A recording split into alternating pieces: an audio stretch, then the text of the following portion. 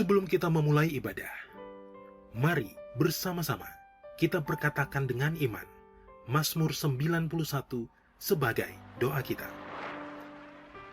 Dalam lindungan Allah, orang yang duduk dalam lindungan yang maha tinggi dan bermalam dalam naungan yang maha kuasa akan berkata kepada Tuhan, tempat perlindunganku dan kubu pertahananku, Allahku yang kupercayai. Sungguh, Dialah yang akan melepaskan engkau dari jerat penangkap burung, dari penyakit sampar yang busuk. Dengan kepaknya Ia akan menudungi engkau. Di bawah sayapnya engkau akan berlindung. Kesetiaannya ialah perisai dan pagar tembok. Engkau tak usah takut terhadap kedahsyatan malam, terhadap panah yang terbang di waktu siang, terhadap penyakit sampar yang berjalan di dalam gelap, terhadap penyakit menular yang mengamuk di waktu petang.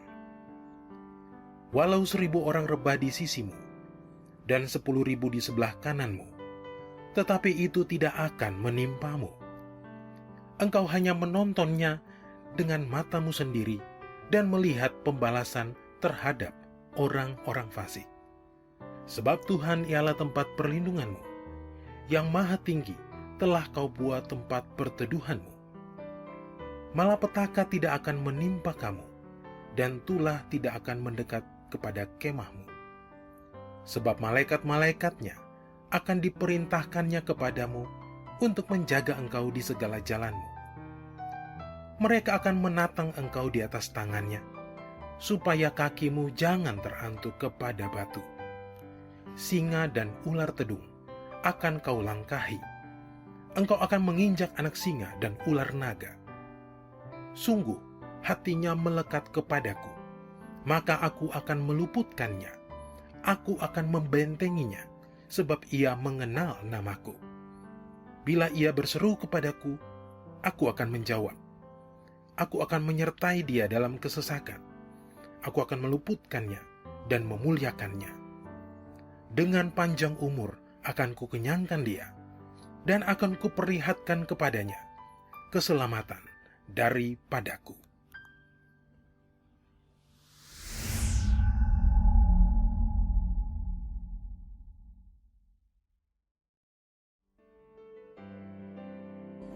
Mari, secara bersama-sama kita deklarasikan Pentakosta ketiga.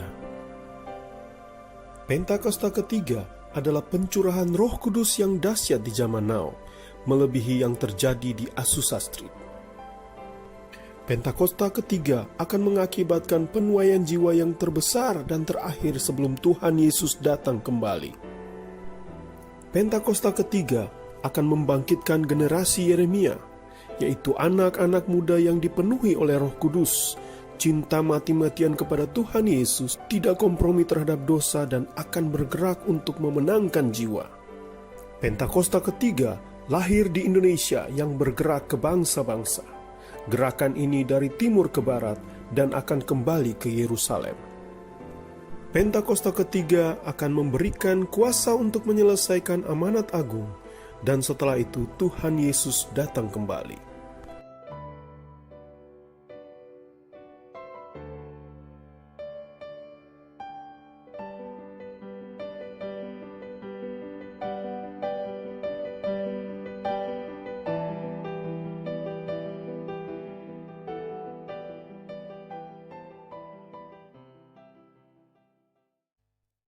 Shalom gereja Tuhan. Shalom. Haleluya, puji Tuhan. Kita bertemu lagi di ibadah online kita saudara, di mana di minggu ketiga ini, di bulan kelima di tahun 2021, kita masih boleh merasakan berkat Tuhan, penyertaan Tuhan sempurna buat saudara dan saya. Mari saudara kita satukan hati kita fokuskan pikiran kita saudara. Biar hari Minggu ini harinya Tuhan, kita fokuskan waktu kita untuk memuji dan menyembah Dia saudara. Tuhan, terima kasih Bapa, Kau telah menjagai kami selama 1 minggu ini Tuhan Yesus. Hari ini hari Engkau Bapa, biarlah Engkau berkenan Bapa di setiap pujian penyembahan kami, di ibadah online kami ini Tuhan Yesus. Engkau tetap pegang tangan kami Tuhan Yesus. Oh haleluya, terima kasih Bapa, Engkau ajaib Tuhan. Terima kasih Tuhan Yesus. Kami mau selalu bersyukur Tuhan Yesus. Tuhan, bersemayamlah Bapa di setiap pujian dan penyembahan kami Tuhan. Dengan apa kami membalas Tuhan segala kebaikan-Mu. Hanya dengan memuji dan menyembah-Mu saja Tuhan, kami membalas segala kebaikan-Mu ya Bapa. Mari saudara, kita satukan hati kita untuk berdoa. Bapa kami yang bertata di dalam surga, terima kasih Tuhan Yesus. Bapa, di pagi hari ini kami mau Tuhan memuji dan menyembah-Mu ya Tuhan Yesus. Kami mau mengagungkan nama-Mu Tuhan. Tuhan, hadirlah Bapa. Lawatlah setiap hati kami Tuhan Yesus. Lawatlah setiap pribadi kami Bapa. Tuhan, dimanapun kami berada pada saat ini Tuhan, tapi kami mau tetap fokus hati kami untuk memuji dan menyembah-Mu Tuhan Yesus. Tuhan, terimalah Bapa, terimalah doa dan penyembahan kami di pagi hari ini ya Tuhan Yesus. Terima kasih Tuhan. Biarlah manis Kau dengar Tuhan setiap pujian penyembahan kami. Biarlah manis Kau dengar setiap perkataan yang keluar dari mulut bibir kami Tuhan. Oh Engkau layak Bapa. Terima kasih Tuhan Yesus. Terima kasih. Mari saudara kita angkat pujian kita, manis Kau dengar. Dengan hati yang tulus saudara. Terima kasih ya Tuhan. Aku hendak bernyanyi bagi-Mu selama ku hidup. Ya Tuhan, aku hendak bermasmur bagi-Mu selagi ku ada. Inilah yang ku renungkan Bapa. Inilah yang ku renungkan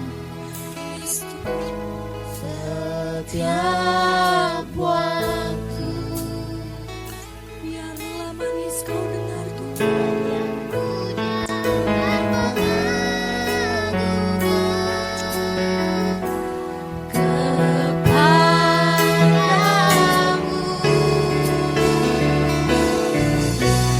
Biarlah manis Kau dengar Tuhan. Manis Kau dengar Tuhan.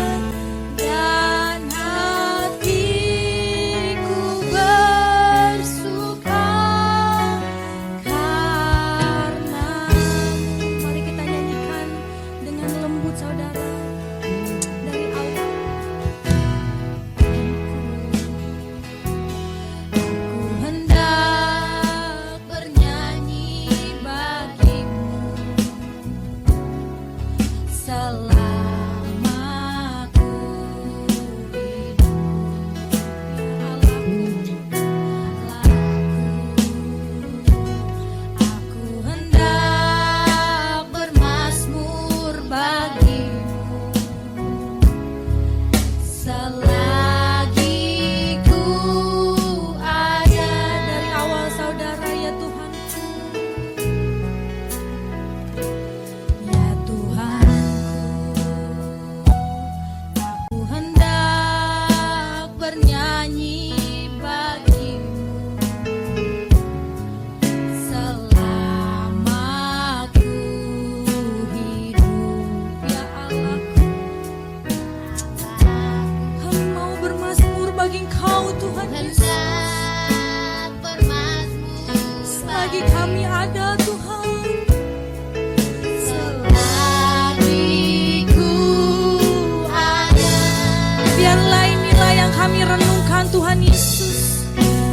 Yang ku renungkan setiap waktu. Nyanyian pujian dan pengagungan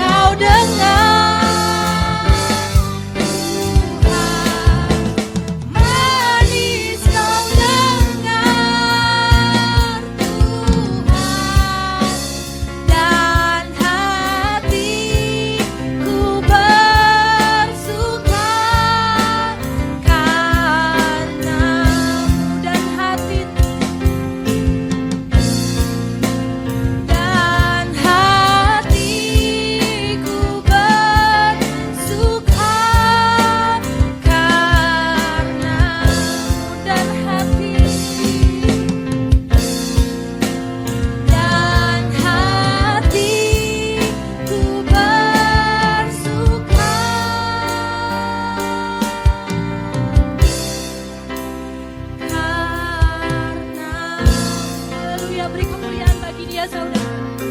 Haleluya Tuhan. Biarlah manis Kau dengar Tuhan setiap pujian dan penyembahan kami di pagi hari ini Tuhan. Tuhan, dengan apa kami membalas kebaikan-Mu Tuhan Yesus.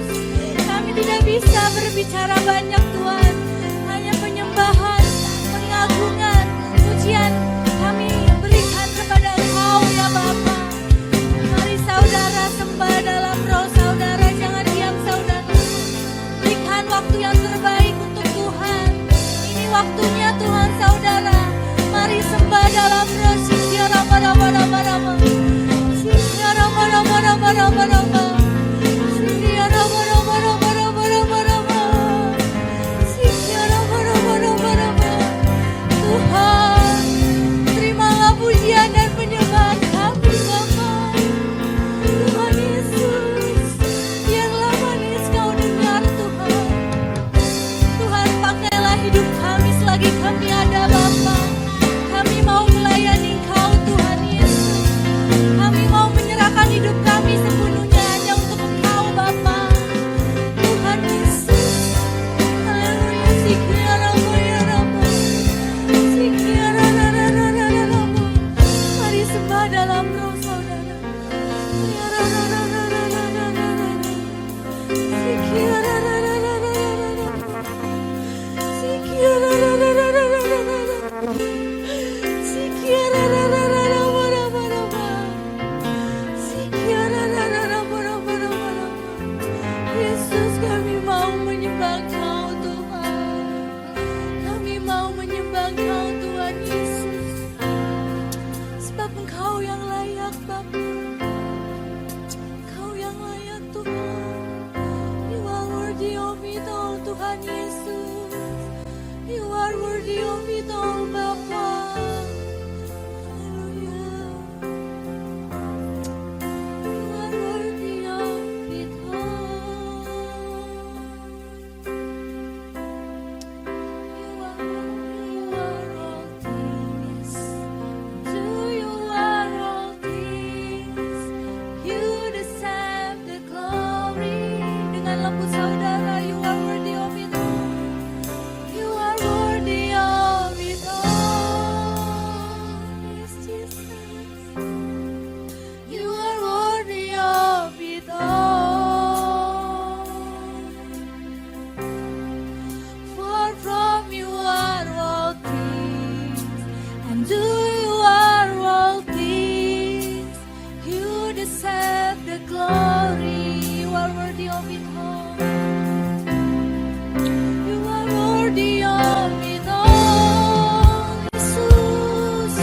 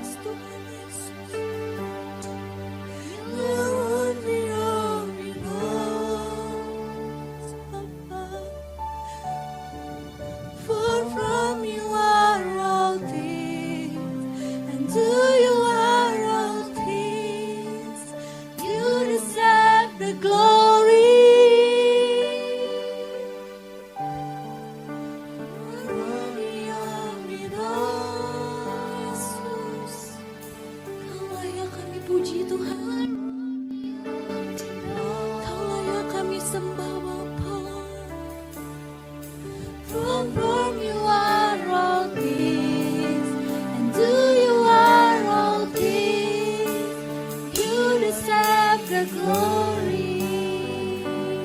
From you all things, from you are all things, and to you are all things. You deserve the glory. From you are all things, and to you are all things.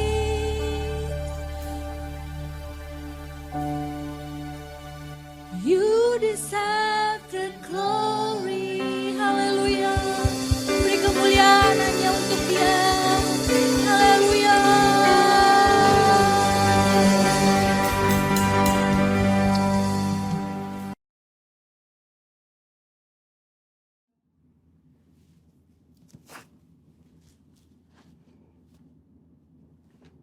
Shalom saudara, saya percaya hari ini kita semua dalam keadaan yang baik dan luar biasa. Dalam edisi Voice of Pentecost kali ini, kita akan membahas 5 makna kenaikan Tuhan Yesus. Kenaikan Tuhan Yesus ke sorga adalah salah satu dari 5 tonggak iman kekristenan yang selalu diperingati oleh setiap orang percaya di seluruh dunia. Kelima hal tersebut adalah kelahiran Kristus, kematian Kristus, kebangkitan Kristus, kenaikan Kristus, dan pencurahan Roh Kudus.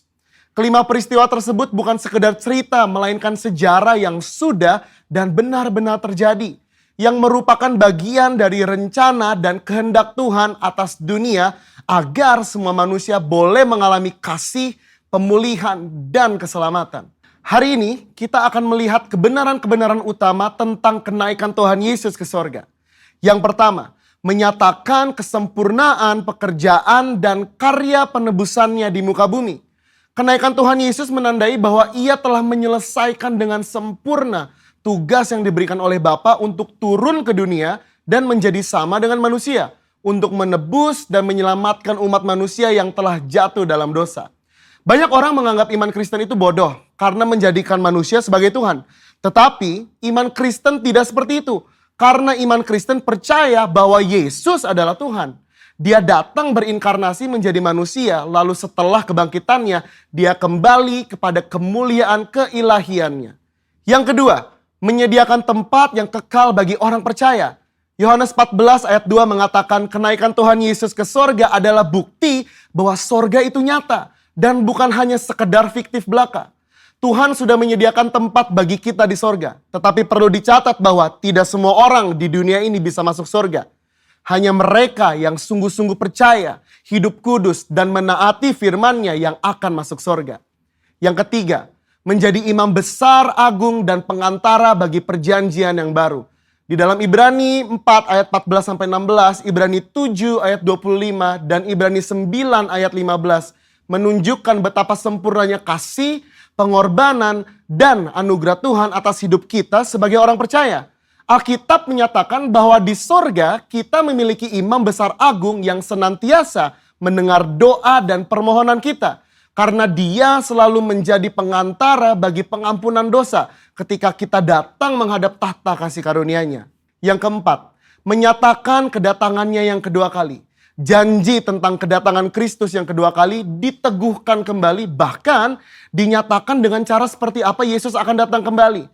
Yaitu turun dari langit seperti Ia naik dan disaksikan oleh semua orang, terutama murid-muridnya. Hari-hari ini kita sedang menantikan janji itu digenapi oleh Tuhan. Kedatangan Tuhan Yesus sudah semakin dekat. Pertanyaannya adalah, sudahkah kita menjadi murid yang siap menyambut kedatangan Tuhan Yesus? Alkitab berkata bahwa tidak ada yang tahu akan hari kedatangan Tuhan. Karena itu, mari kita senantiasa berjaga-jaga dan siap sedia menantikan kedatangannya. Yang kelima, mencurahkan Roh Kudus untuk menyertai orang percaya sampai kesudahan zaman. Tanpa kenaikan Yesus, tidak akan pernah ada peristiwa luar biasa yang dampaknya mengguncangkan dunia sampai saat ini. Yaitu peristiwa Pentakosta, pencurahan Roh Kudus. Semua ini telah dijanjikan Tuhan sebelum Ia terangkat. Bahwa mereka akan menerima kuasa Roh Kudus untuk menjadi saksi Kristus dari Yerusalem, Yudea, Samaria, dan sampai ke ujung bumi. Tapi kuncinya, Yesus harus naik ke sorga sehingga Roh Kudus turun. Kenaikan Yesus menunjukkan bahwa dimulainya satu era yang baru di mana Allah Tidak hanya mengurapi orang-orang tertentu, tetapi Allah mau tinggal dan memenuhi setiap diri orang percaya untuk dipakainya sebagai alat bagi kemuliaannya. Kenaikan Yesus ke sorga menjadi jalan bagi tergenapinya kitab Yohanes 14 ayat 12 yang berkata, "Aku berkata kepadamu, sesungguhnya barang siapa percaya kepadaku, ia akan melakukan juga pekerjaan-pekerjaan yang aku lakukan. Bahkan pekerjaan-pekerjaan yang lebih besar daripada itu. Sebab aku pergi kepada Bapa." Tuhan Yesus rindu untuk memakai setiap orang percaya.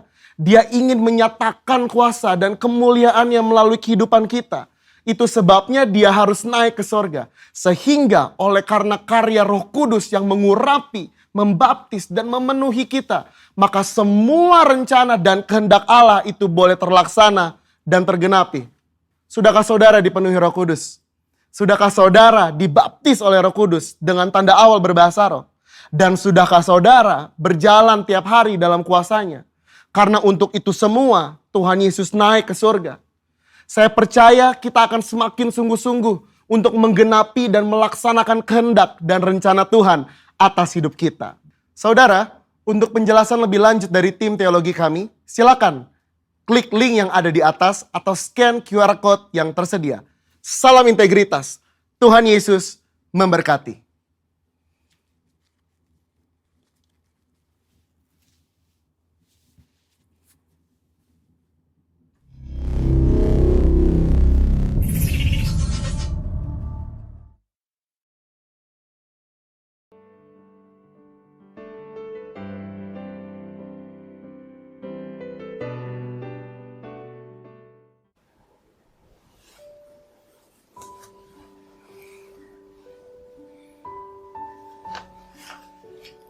Shalom, gereja Tuhan. Kita patut bersyukur bahwa kita masih diberi kesempatan untuk beribadah dalam hadirat Tuhan.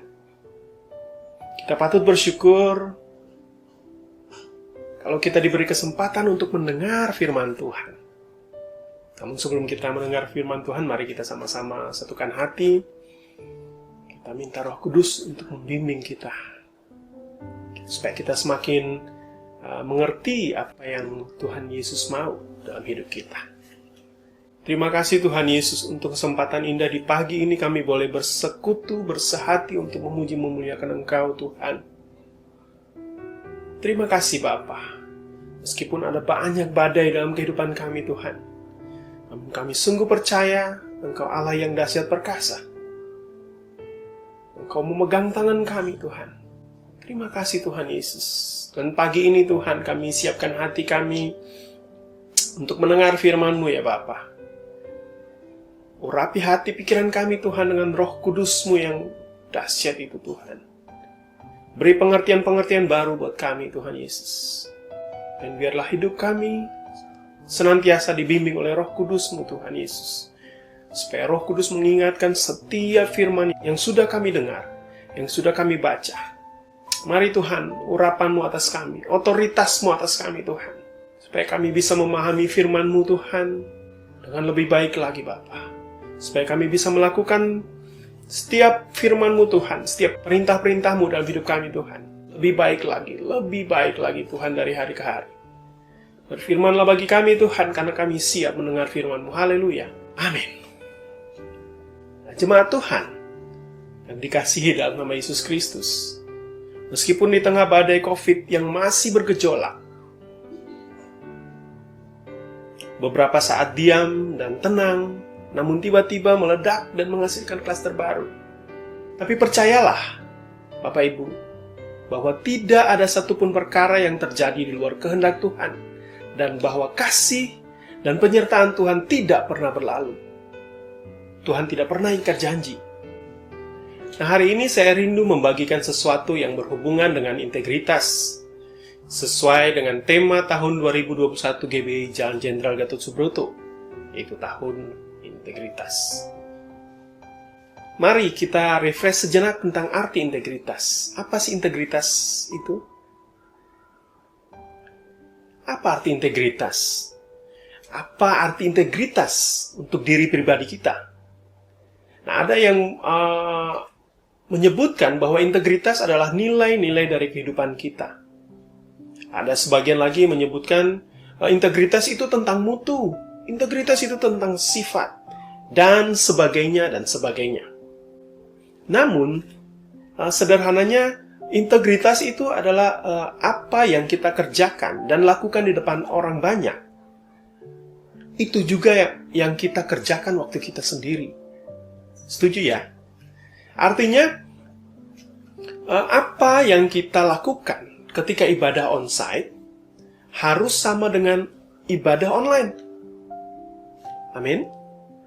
Nah, yuk mari kita sama-sama buka firman Tuhan yang tercatat dalam Lukas 7 ayat 36 sampai 50. Sama-sama kita bacakan.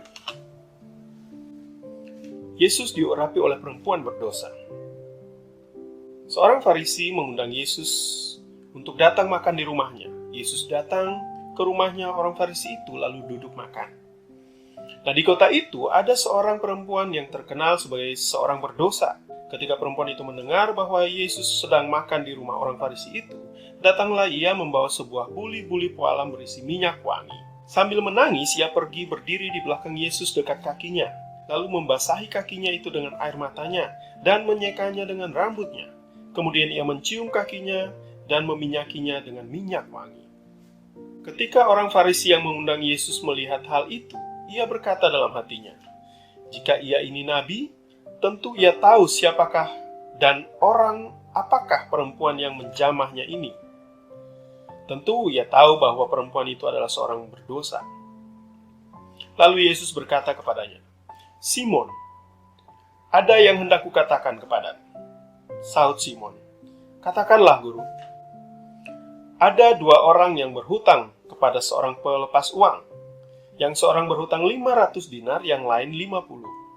Karena mereka tidak sanggup membayar, maka ia menghapuskan hutang kedua orang itu. Siapakah di antara mereka yang akan terlebih mengasihi dia? Jawab Simon, "Aku kira dia yang paling banyak dihapuskan hutangnya." Kata Yesus kepadanya, "Betul pendapatmu itu." Dan sambil berpaling kepada perempuan itu, ia berkata kepada Simon, "Engkau lihat perempuan ini? Aku masuk ke rumahmu, namun engkau tidak memberikan aku air untuk membasuh kakiku. Tetapi ia membasahi kakiku dengan air mata dan menyekanya dengan rambut. Engkau tidak mencium aku, tetapi sejak aku masuk ia tidak henti-hentinya mencium kakiku. Engkau tidak meminyaki kepalaku dengan minyak, tetapi dia meminyaki kakiku dengan minyak wangi. Sebab itu aku berkata kepadamu, dosanya yang banyak itu telah diampuni, sebab ia telah banyak berbuat kasih. Tetapi orang yang sedikit diampuni, sedikit juga ia berbuat kasih." Lalu ia berkata kepada perempuan itu, "Dosamu telah diampuni." Dan mereka yang duduk makan bersama dia berpikir dalam hati mereka, "Siapakah ia ini sehingga ia dapat mengampuni dosa?" Tetapi Yesus berkata kepada perempuan itu, "Imanmu telah menyelamatkan engkau. Pergilah dengan selamat." Bapak Ibu, gereja Tuhan perlu tahu bahwa cerita tentang perempuan yang mengurapi Yesus ini sudah sering kali kita dengar. Berkali-kali kita dengar. Saya sendiri tidak tahu sudah berapa kali saya mendengar, saya membaca, saya menonton adegannya. Cerita tentang perempuan yang mengurapi Yesus ini. Dalam cerita ini, perempuan yang mengurapi Yesus dengan minyak narwastu itu saking berdosanya, sampai-sampai namanya tidak disebutkan. Meskipun di kemudian hari, dalam tulisan-tulisan para rasul akhirnya disebutkan namanya dan segala dosanya. Kalau Bapak Ibu ingat cerita tentang seorang buta di Yeriko yang disembuhkan Yesus. Saking hinanya si orang buta ini, maka orang-orang tidak menyebutkan namanya, tetapi memanggil dia, itu Bartimeus. Nah, Bartimeus sendiri kan artinya anak dari Timeus, gitu ya.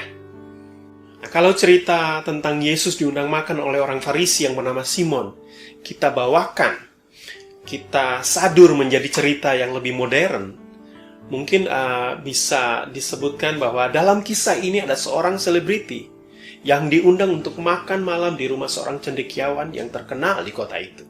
Saya lebih suka menyebut Yesus sebagai seorang selebriti dalam konotasi yang positif, karena memang Yesus sangat tenar saat itu. Kalau zaman Yesus sudah ada platform medsos seperti saat ini, mungkin Yesus akan viral sepanjang masa. Nah, seorang cendekiawan yang eksklusif sudah pasti akan bergaul atau lingkaran pergaulannya itu ya hanya di kalangan-kalangan eksklusif. Cendekiawan eksklusif. Ada beberapa kebiasaan orang-orang di daerah itu. Ya orang-orang yang di daerah Israel, Yerusalem, Samaria, dan sekitarnya. Pada saat itu ada kebiasaan yang pertama adalah menyediakan tempat pembasuhan kaki di halaman atau tepat sebelum masuk rumah. Nah, karena alas kaki atau sepatu atau kasut yang mereka pakai itu terbuka, hanya terdiri dari tali-tali dari kulit binatang untuk mengikatkan ke kaki mereka. Jadi waktu mereka berjalan itu kaki mereka gampang sekali kotor karena debu atau tanah. Nah, kebiasaan yang kedua adalah menyambut tamu dengan ciuman, cipika-cipiki. Kalau kita di Indonesia cipika-cipiki artinya cium pipi kanan, cium pipi kiri. Tapi kalau mereka cium pipi kanan, cium pipi kiri, cium pipi kanan, cium pipi kiri gitu ya kira-kira. Kalau saya tidak salah mengingat. Cipika-cipiki ini adalah tanda kedekatan hubungan antara tamu dan tuan rumah. Nah, bagaimana kalau tamunya itu seorang asing? Artinya orang yang belum pernah ketemu dengan tuan rumah. Tamunya orang asing, mereka tidak akan cipika-cipiki. Gitu ya. Kebiasaan berikut adalah menyediakan minyak untuk mengurapi tamu.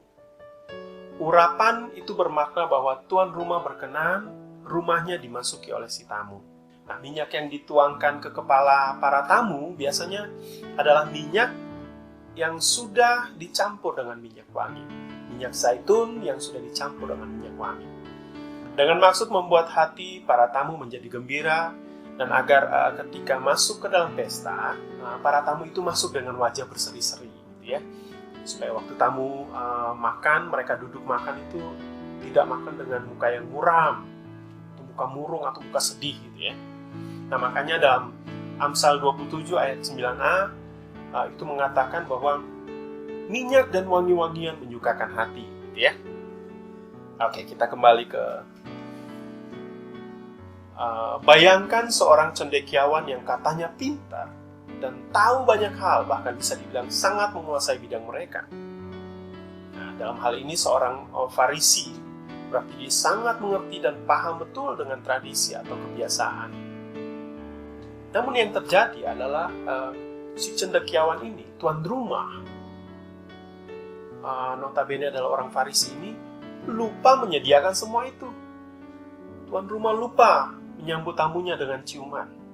Sehingga di ayat 44, Yesus katakan, dan sambil berpaling kepada perempuan itu, ia berkata kepada Simon, engkau lihat perempuan ini? Aku masuk ke rumahmu, namun kamu tidak memberikan aku air untuk membasuh kakiku. Tetapi dia membasahi kakiku dengan air mata dan menyekanya dengan rambut. Ayat 45 tertulis, engkau tidak mencium aku, tetapi sejak aku masuk, ia tiada henti-hentinya mencium kakiku. Sederhananya Yesus mau bilang bahwa kamu tidak menyambut aku karena kamu pikir kamu sudah tahu lebih banyak daripada setiap orang yang datang ke rumah kamu ini. Kamu mengundang aku, tetapi kamu tidak menyambut aku meskipun setiap hari kamu melihat aku dan mendengar pengajaranku. Kamu tidak menyambut aku karena hatimu penuh kesombongan. Kamu mengundang aku hanya untuk menunjukkan bahwa kamu hebat, sudah bisa mengundang aku. Kamu mengundang aku supaya teman-temanmu yang angkuh itu melihat bahwa kesombonganmu lebih besar dari kesombongan mereka. Di ayat selanjutnya, yaitu ayat 46, Yesus katakan, engkau tidak meminyaki kepalaku dengan minyak, tetapi dia meminyaki kakiku dengan minyak wangi. Yesus mau bilang, kamu mengundang aku, tapi hatimu tidak siap menerima kebenaran firman-Ku. Jadi apa yang dilakukan perempuan ini? Perempuan berdosa. Perempuan, tamu yang tidak diundang ini. Jemaat Tuhan yang dikasihi dalam Yesus Kristus. Tamu tak diundang ini sedang melakukan semua tugas yang seharusnya dikerjakan oleh tuan rumah. Tamu yang tak diundang ini sedang mempersembahkan bagian terbaik yang dia punya. Kalau kita diajarkan untuk memberikan bagian terbaik kita kepada Tuhan, yaitu persembahan buah sulung yang diberikan dari seluruh penghasilan pertama di tahun itu. Nah, buah sulung yang kita berikan itu hanya 1/12 dari penghasilan kita selama setahun. Tetapi perempuan ini mempersembahkan minyak yang harganya setahun penghasilan. Artinya perempuan ini sedang memberikan persembahan terbaik dari semua yang terbaik yang dia punya. Semua yang terbaik yang dia miliki.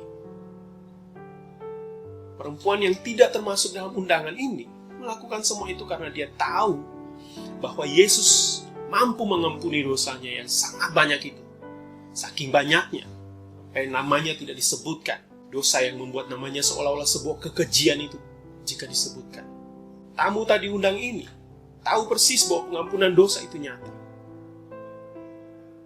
Dan tamu tak diundang ini tahu bahwa Yesus, Sang Juru Selamat yang mampu mengampuni dosanya yang banyak itu. Nyata. Maka semua tindakan yang dilakukan oleh perempuan ini, si tamu yang tidak diundang ini, dilakukan dengan nyata dan tidak sembunyi-sembunyi. Berapa banyak dari kita yang menganggap bahwa hubungan kita dengan Tuhan Yesus itu nyata? Coba tanyakan ke diri kita, apakah hubungan saya dengan Tuhan Yesus itu nyata? Seberapa nyata hubungan kita dengan Tuhan Yesus? Kalau kita datang pada Tuhan Yesus hanya waktu kita dalam keadaan susah saja. Kita datang pada Tuhan Yesus hanya waktu kita merasa hidup kita berat. Bapak Ibu, saya mau bilang bahwa kita sedang menjadikan Tuhan Yesus sebagai mantra-mantra pemuas keinginan daging kita semata. Hubungan kita dengan Tuhan Yesus tidak nyata. Hubungan semacam ini seperti hubungan seorang pasien dengan dokternya saja. Pasien itu akan datang menemui dokter kalau dia sakit saja. Dok, kepalaku pusing, perutku mual, mules, perih, kembung. Setelah mengeluh dan mengeluh, kira-kira obatnya apa ya, Dok? Ya, tentu dokter pasti bilang, coba saya periksa dulu ya. Stetoskop sana, stetoskop sini. Terus nulis resep, selesai.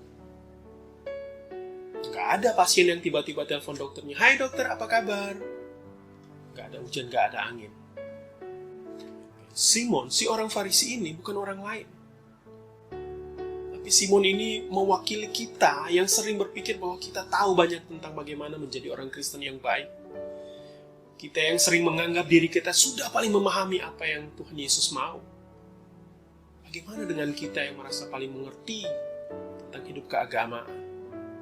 Kita paling mengerti kekristenan. Kita paling mengerti bagaimana iman Kristen.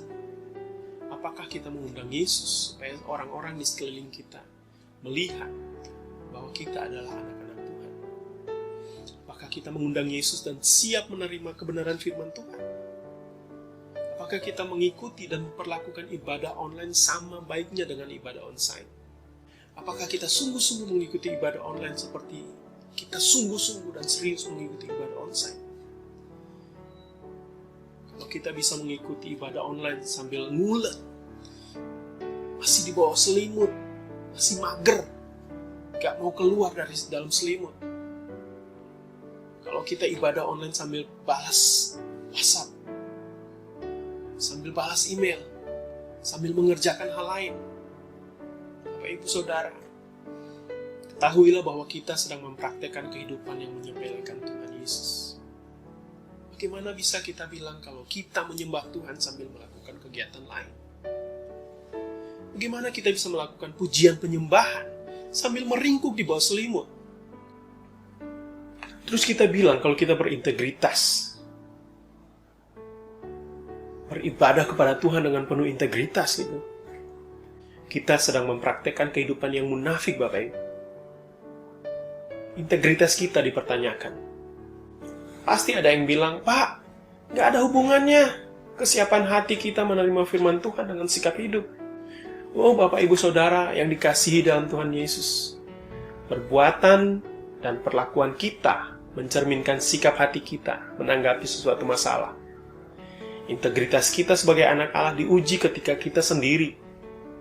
Ketika tidak ada seorang pun bersama kita beribadah online seperti onsite. Atau jangan-jangan kita bisa all out waktu di ibadah onsite. Kita bisa nangis-nangis. Kita bisa memuji menyembah dengan hebohnya. Supaya bisa dilihat orang bahwa kita sedang sungguh-sungguh beribadah. Perhatikanlah cara beribadah kita. Sebab cara beribadah kita menunjukkan integritas kita. Nah, di ayat 47 dari bacaan kita tadi, Yesus bilang begini. Sebab itu aku katakan kepadamu, dosanya yang banyak itu telah diampuni, sebab ia telah banyak berbuat kasih. Secara sederhana Tuhan Yesus mau bilang, tetapi orang yang merasa sedikit berbuat dosa, atau merasa dia benar, maka dia sedikit mengasihi Tuhan Yesus. Sering kita merasa ibadah kita sudah sangat baik dan benar. Tapi apakah kita memperlakukan Yesus Kristus seperti perempuan itu memperlakukan Yesus? Bapak Ibu jemaat Tuhan yang dikasihi, mari hargai hubungan kita dengan Yesus, karena hubungan ini nyata. Tuhan yang kita sembah bukanlah Allah dari batu yang tidak dapat membalas atau menghakimi perbuatan kita. Tuhan yang kita sembah adalah Tuhan yang hidup. Tuhan yang menilai dan Tuhan yang akan menghakimi segala perbuatan kita. Setiap perbuatan baik kita akan diberi penghargaan, dan setiap perbuatan yang jahat akan diberi hukuman. Benar dosa kita diampuni, dosa sekarang dan dosa masa lalu. Tetapi konsekuensi dari dosa tetap akan ditanggung oleh kita. Karena itu Bapak Ibu Saudara semua, mari kita hargai hubungan kita dengan Tuhan Yesus. Berikan yang terbaik bagi kemuliaan-Nya. Memberikan yang terbaik bukan hanya berbicara tentang persembahan persepuluhan, persembahan syukur, persembahan diakonia, dan lain-lain persembahan. Tapi memberi waktu terbaik untuk ibadah, memberikan perhatian terbaik untuk mendengar firman Tuhan, adalah tindakan memberikan yang terbaik. Beribadah dengan sungguh-sungguh karena kita beriman kepada Yesus Kristus. Ibrani 11 ayat 5 katakan, tetapi tanpa iman, tidak mungkin seorang berkenan kepada Allah. Sebab barang siapa berpaling kepada Allah, ia harus percaya bahwa Allah ada, dan bahwa Allah memberi upah kepada orang yang sungguh-sungguh mencari Dia.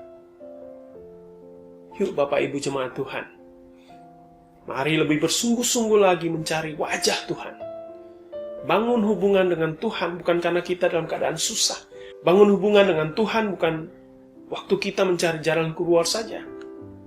Membangun hubungan dengan Tuhan karena kita tahu bahwa hanya di dalam Yesus saja ada pengampunan dosa.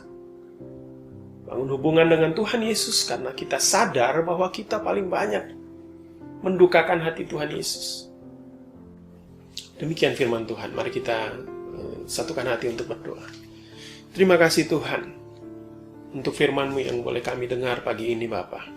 Biarlah firman-Mu itu Tuhan hidup di dalam kami. Dan biarlah kami menjadi pelaku-pelaku firman-Mu Bapa. Bukan pendengar, bukan hanya melihat saja Tuhan. Namun melakukan firman-Mu Bapa sesuai kehendak-Mu. Terima kasih Tuhan. Roh Kudus mengurapi setiap kami.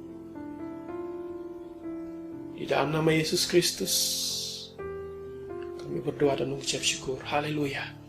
Amin. Tuhan Yesus memberkati kita semua. Mari sama-sama kita buka hati dan angkat kedua tangan kita di hadapan Tuhan. Dan kita mau terima berkat daripada Tuhan Yesus sendiri. Kembalilah dalam setiap kehidupan. Tetap jadilah garam yang memberikan rasa surga dan terang untuk menerangi dimanapun Tuhan Engkau utus, Engkau taruh. Terima kasih Bapak. Berkat-Mu yang berlimpah turun memenuhi. Apapun yang kami buat, Engkau buat berhasil dan beruntung. Engkau penuhi bakul Adonai. Engkau jamah berkati. Oh Tuhan, setiap apapun yang kami kerjakan Tuhan.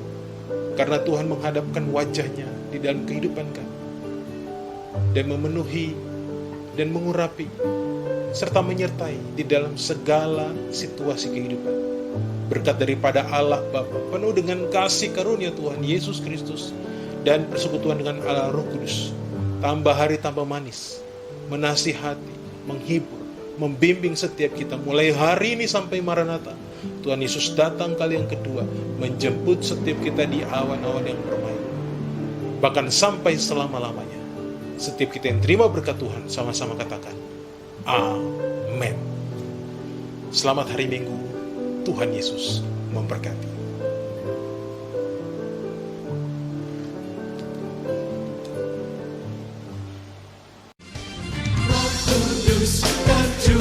Di tempat ini, urapannya yang ajaib memulihkan umatnya. Roh Kudus tercurah bagi gerejanya, membangkitkan umat pilihannya. Roh Kudus tercurah.